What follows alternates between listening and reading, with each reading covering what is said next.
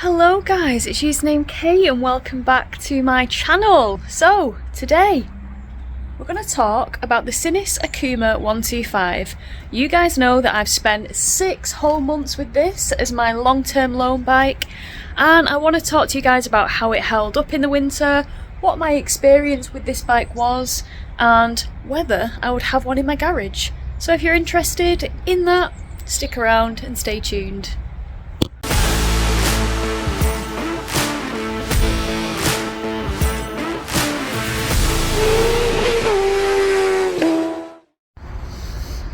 Right guys, there she is. After 6 months of hard miles from myself, it is time to assess the situation of the bike, see how she's fared, and just give you some insight on what it's like to have this bike on a long-term basis and how I found it overall. So as you guys probably know, or maybe you don't, but I've put this bike through lots of wintry, salty, horrible miles. When I got this bike, it was on, or when I did the walk round, because I'd ridden it a bit before that, it was on 880 miles on the odometer. She's now 2011 on the odometer, so over the 6 months I've put just over 1,000 miles on it, 1,133 if we're going to be super precise, but they've not been lovely, dry, wonderful biker's dream miles. No, they've been snow, it's been salt, it's been rain, lots of rain, and yeah, I've put the Sinnis through its paces, the poor thing. So we're going to see how it's held up in the 6 months of ownership that I've had it. Okay, so if we look at it, it's not done too badly there. The light is just the same as you'd expect, except we've got a little Dragon Rally sticker. If we come down here, we looked at these bolts last time. So guys, just a quick one before I carry on. Mike's cleaned this and he's done a great job. The original plan was to take this bike back to Bleachworks, have them, you know, thoroughly clean it, all hands on deck type job, just to bring it up and give it a fair comparison as to when it started and when I did the walk round. Now, I'm a bit incapacitated at the moment with my wrists, so I haven't been able to ride it down to Bleachworks to, you know, get them to do their bit on it. So big shout out to Mike, who put the graft in this morning for me where I can't. And on that note, we shall carry on with the walk round. So the forks are fine. Again, it's not super clean. We've tried. Mike's given it a good go. He's a busy man, he's got his own life, so I'm grateful for what you can do. We have a look down here. So let's have a look at these bolts. So we've got a little bit of rusting on here. I don't know if you can see. There we go. Bit of surface rust on discs, which is quite normal, to be fair. And then the caliper metalwork, it's not too bad, to be honest. Now, one thing that I have noticed is the wheels have taken a bit of a battering in terms of paint. Now, the wheels have taken a bit of a battering in terms of paint, but this bike has been ridden on gravel, it has gone across fields, it has gone on stony stuff. So yeah, but there is a bit of paint loss on the wheel. If we go up here, so the non-structural trellis frame is all looking pretty good, can't complain there.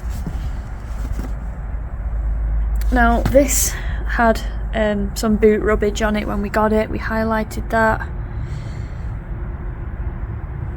And if we have a look here, little bit of rustage going on there. That's just dirt.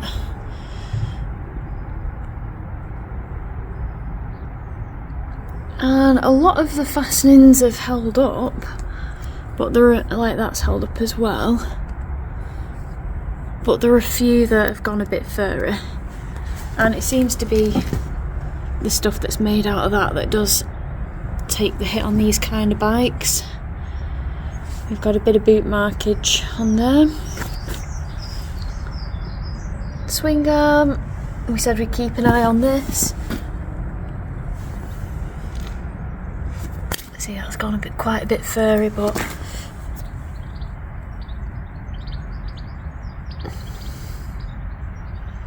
so that's what it's looking like. Paint did a lot better on this wheel. I think it's because that's at the front, it's taking all the stone chips, the beatings, stuff like that. If we have a look here, again the shock is not too shocking.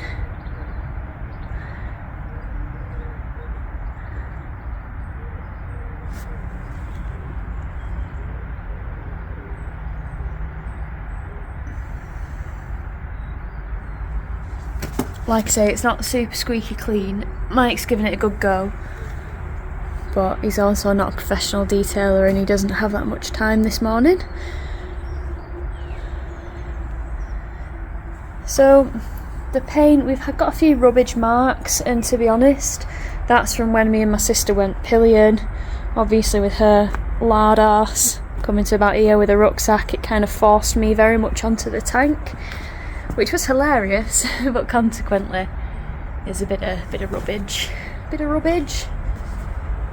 If we have a look here, so this seems alright. This doesn't seem too bad if it focuses. This has gone a bit furry. She's a little furry. But mirrors are good. Let's check on this side again. Bit furry, that's where all the salt sprays up and hits it. Yeah, it would be a good idea to put maybe something like this on there, I would say.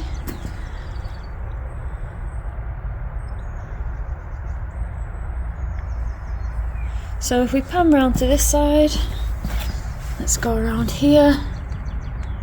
It's filthy. It's really hard to comment on the sprockets because they're just honking. They need a proper good clean. The chain is held up. Let's have a look here.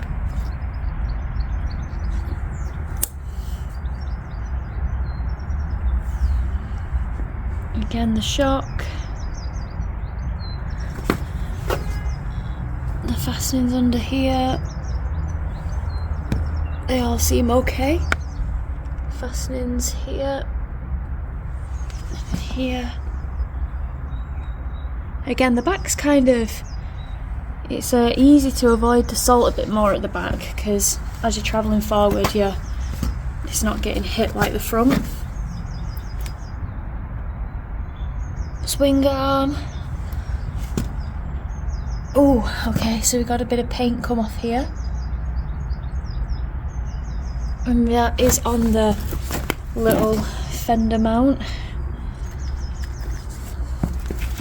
Tyres are filthy, sorry. Again, we've got a bit of boot scuffage here.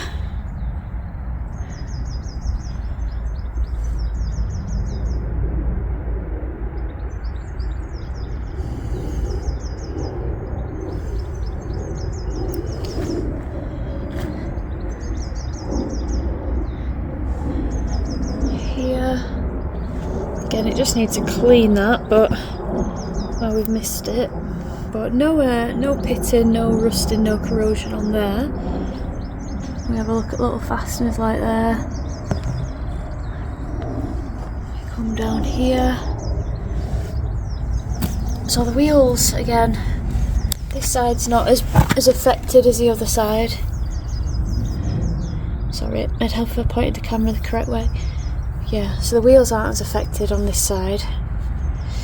Now I've saved the engine till last because it has took a bit of a beating, I can't lie. If we have a look up here, you know, this is all looking not too bad. In fact, this is even held up better than I would have anticipated. Same with this relay and the bolts at the back. You know, it's not too bad saying it is. Just ignore, oh, there's a bit of rustage there, but just ignore this mud. Unfortunately guys, that is winter riding for you.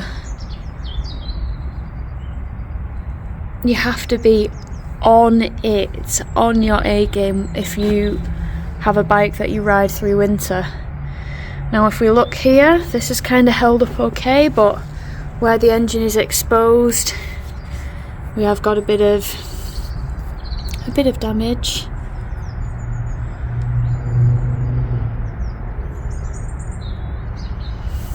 If we pan round here as well, again, a bit of corrosion where the components meet, a few fairy bolts, a bit of paint come off. This is just dirty, but that's generally held up quite well, the fins, which is quite funny because on things like Harley Davidsons the fins don't hold up at all. In fact, the fins are the first to go really. So yeah.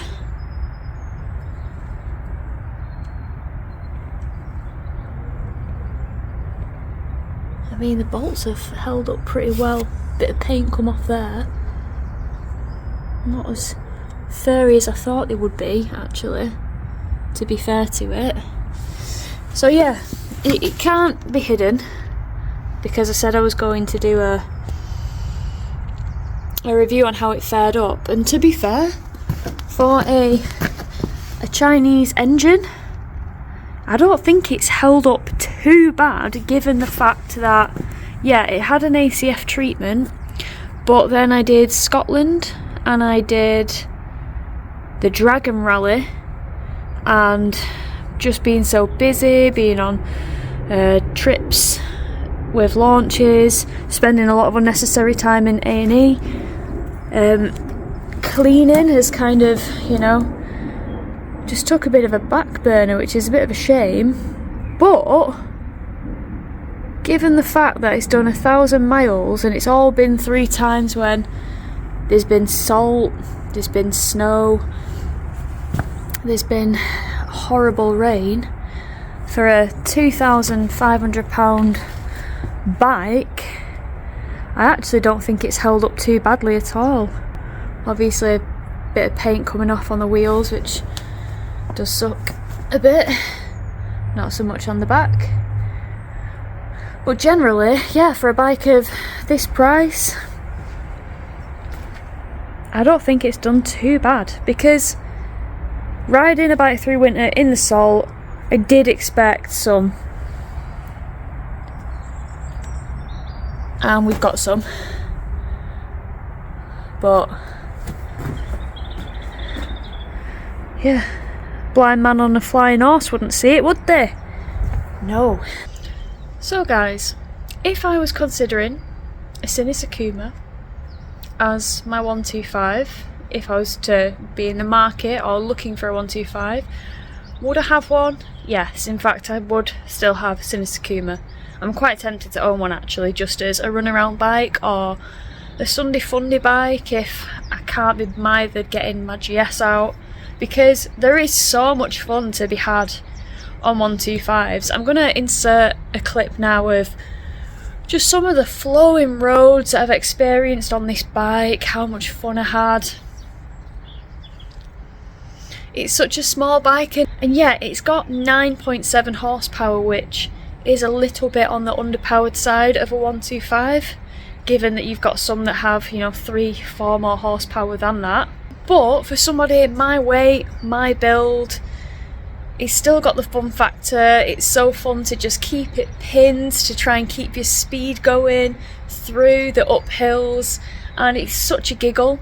It's also proper good if you've got a gang of mates and you're all on 125s and you're all just laughing and riding along, and it can make for the best times really.